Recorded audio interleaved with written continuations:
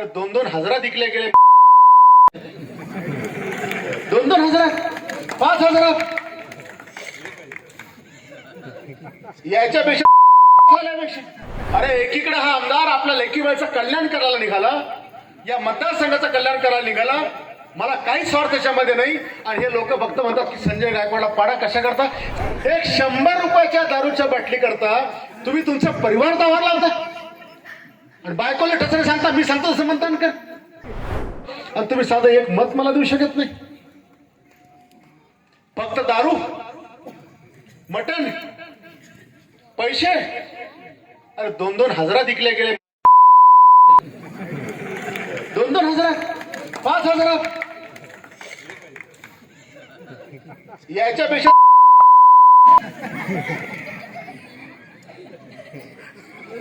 अरे एकीकडे हा आमदार आपल्या लेकीबाईचं कल्याण करायला निघाला, या मतदारसंघाचं कल्याण करायला निघाला.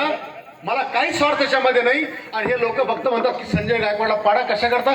समजा मी पडलो असतो, झाले असते प्रोजेक्ट सगळे, होऊ शकले असते. माझा चॅलेंज आहे, एक खडा बी नसता पडला. आज एकट्या जयपूर गावाचे कनेक्ट मी 24 कोटी रुपयाची कामं केली 2 वर्षात. 24 कोटीची. सगळा काळजा राष्ट्र मागच्या 25 दिवसात किती रुपयाची झाली वाचून दाखवूया आधी. तुमचं ते बाजूचं साधं ते काय नाव आपलं, रामगाव तांडा, 36 कोटी.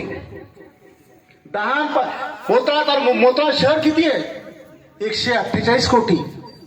धामणगावकडे किती आहे, 172 कोटी.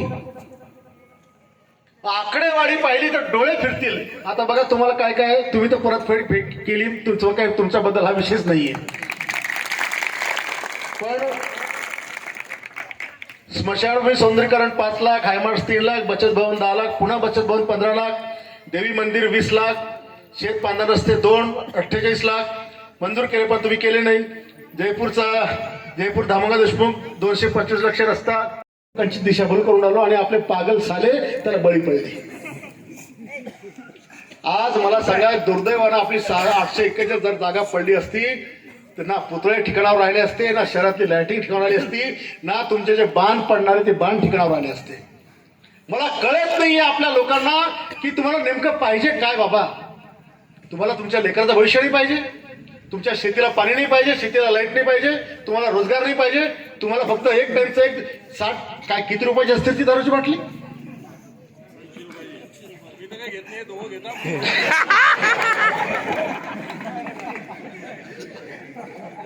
एक 100 रुपयाच्या दारूच्या बाटली करता तुम्ही तुमचा परिवार दावार लावता आणि बायकोला टचरे सांगता. मी सांगतो असं म्हणता का?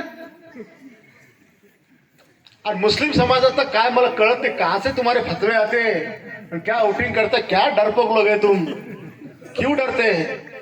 हाँ, अरे मेरा जाहिर सवाल है मुसलमान लोगों से, जो लोग फतवे निकालते ना उनको बोला जरा फतवा निकालने से पहले जो पार्टी को फतवा लेकर आप भला करना चाहते हैं वो पार्टी से कमिटमेंट करो कि कितने मुसलमानों का भला करेंगे, कितनों को नौकरी देंगे, कितनों को रोजगार देंगे, फिर मंगो ना फतवा उनका. कितने आमदार जाते तुम्हारे? 288 में 6 भी जाते नहीं. दो ना बोलना हमारे 25 आमदार, फिर हम हमारी कौन तुम्हारे साथ मुझे पूरी खड़ा करते.